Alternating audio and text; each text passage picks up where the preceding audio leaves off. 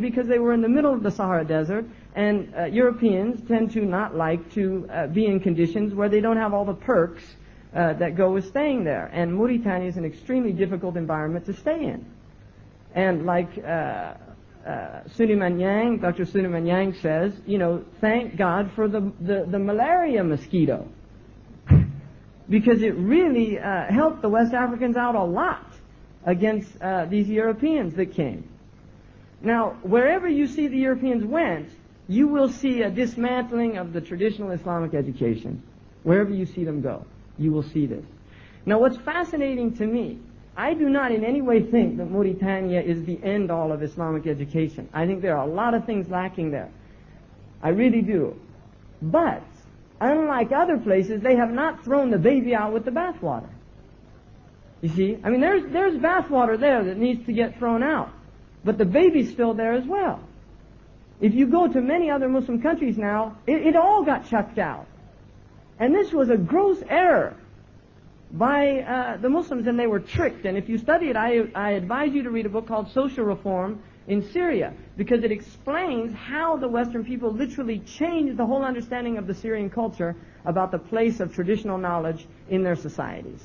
And it took engineering and medicine and placed them on as the highest things, and Sharia became something that was really insignificant, of another era, something that we need to get beyond. In fact, this is the very thing that's held you back, and that's why you conquered us. And that is a lie.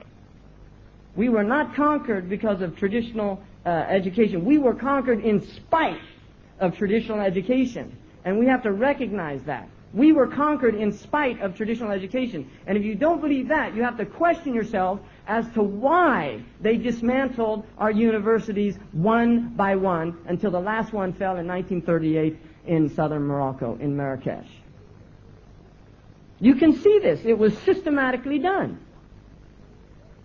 Why? Because they're very frightened of people who know their deen. It bothers them.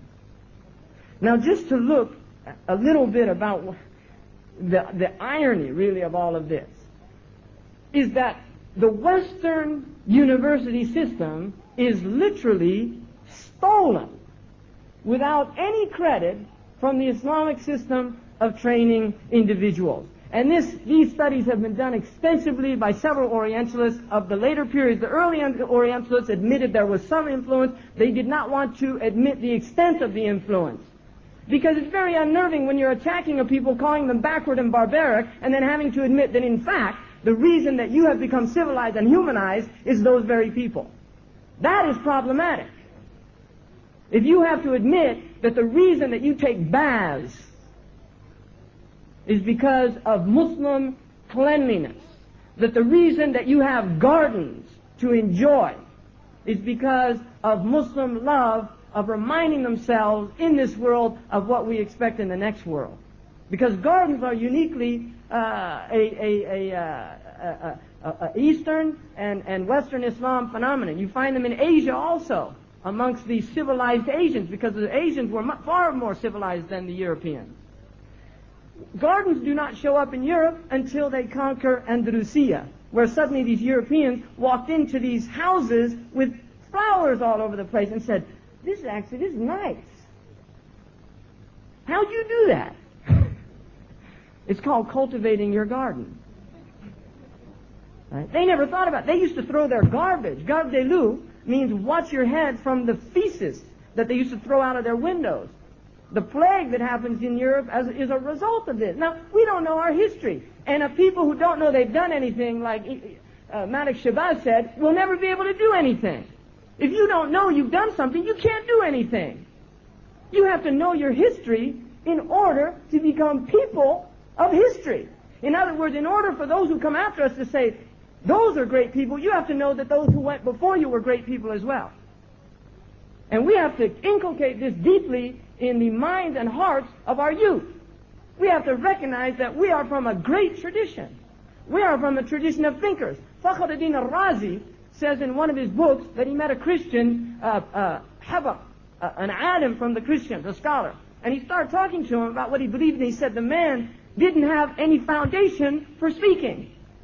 because he didn't understand intellectual underpinnings of munadara, of a dialectic.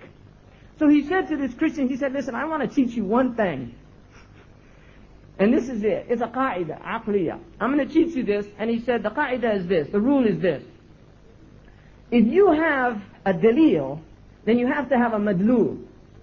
If you have an indication of something, there has to be the thing that it indicates as well. They go together. There's a talazum.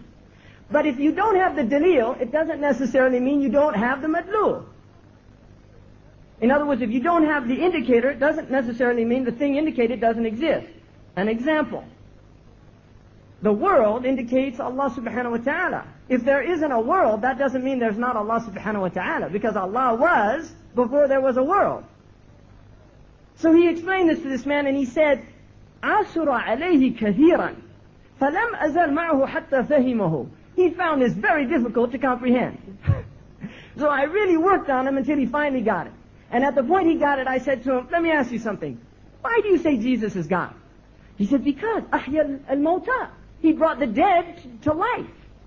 And he said, oh, so that's your dalil that Isa is God.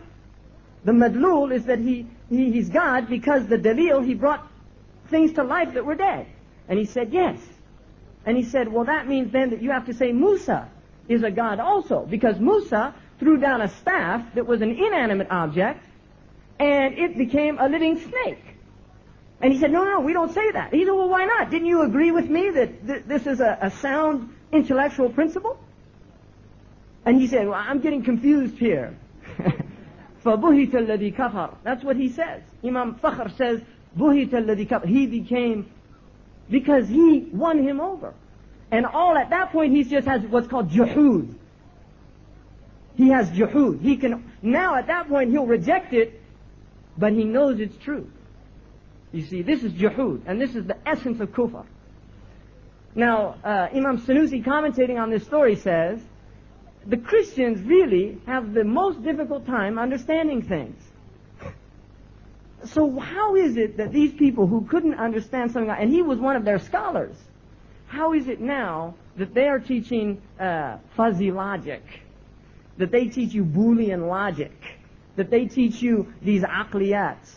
How is it that they've learned these sciences? Well, if you study how it is, they got it through interaction with the Muslims. Roger Bacon, who was teaching in England, used to wear a Saracen robe and a turban and was accused by the Church of England of apostasy because he was teaching that the Muslims actually had important things that we should learn. This is a medieval scholastic. The Pope was sending Christians down to learn from the Muslims in Andalusia. Now, if you look at the university system, because there are no universities in the West until they start looking at how the Muslims are teaching their students. This is the fact. The university introduces the concept of licencia docendi, which is a license to teach, a direct translation of a 4th century word, ijazatu tadris, a permission to teach what was granted by an alim who had studied with an alim and given him ijazah to give to a student a permission to teach. And at that point he was called mudarris.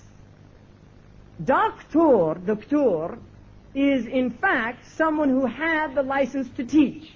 But before he could be given a license to teach in the West, he had to bring forth a thesis and prove it before a group of scholastics.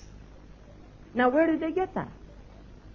Before somebody would get a license to teach amongst the Muslims at Al-Azhar, at the Qarawiyyin, at other places, he had to sit before a group of scholars and he would be asked questions, he would give a fatwa, and he would have to defend the fatwa.